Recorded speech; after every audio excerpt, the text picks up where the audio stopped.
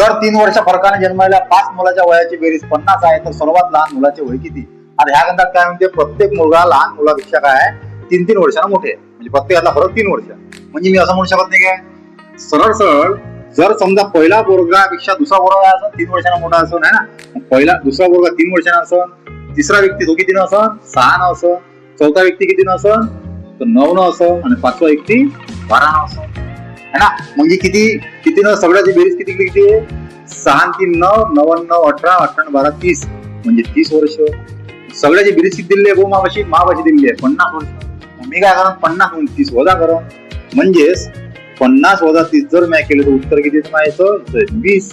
आता हे 20 कोण होय, तर हे 20 ते 30 काढल्यावर सगळे वय सारखे असं नाही, 20 मध्ये सगळे वय सारखे असं म्हणजेच काय याच्या भागेला किती व्यक्ती आहे 5 व्यक्ती आहे, त्याच्या भागेला 5 करून म्हणजे आन्सर किती माया 4 वर्ष. ऑप्शन कोणतं आहे तर दुसरं. जर व्हिडिओ आवडला असेल चॅनल सबस्क्राईब करा, लाईक करा.